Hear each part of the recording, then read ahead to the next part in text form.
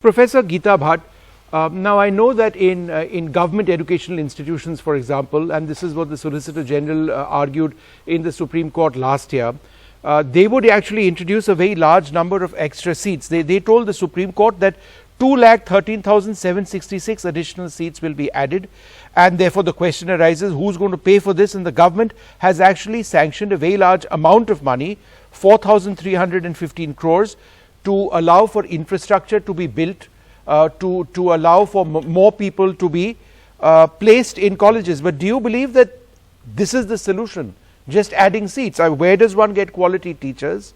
Are we ensuring the same teaching standards?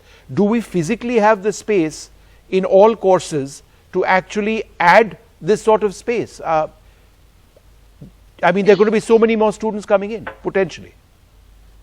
Well, Vishnuji, yes, definitely. There is, there is a more or less increase of nearly, if we say over and above, because the specific direction which has been given to the institution says that, the number of seats that is to be improved, has to be increased, is not going to infringe into the already allocated seats for the other categories which are there. Over and above.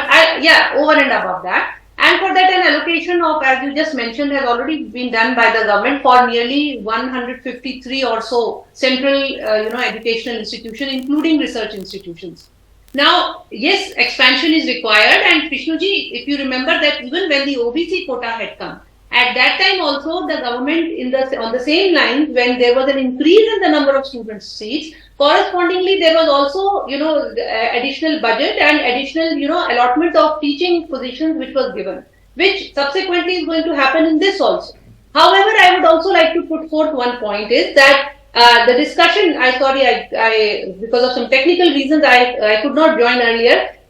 We also need to look into consideration that these kind of, the kind of anomalies which are being discussed here, if you look at the, the Justice Rohini Commission, which along with the OBC Commission looked into that what is the percentage of the representation of the various subcategories of the OBC which are getting benefited by the government jobs and in educational institutions, that submission which in 2017, that itself says that almost 983 sub-communities are there among OBC which have zero representation in jobs and in educational institutions.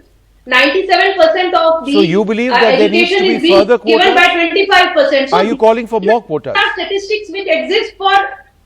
Sorry, I didn't get you. Are you calling for more quotas, therefore, to ensure even more representation? No, what I'm saying is, therefore, maybe in the coming times, we also need to look into the fact that how when we are using the word backward, maybe we also, today in 21st century, we also need to look into it, that how we are defining this. That also has been raised by one of the judges in this verdict.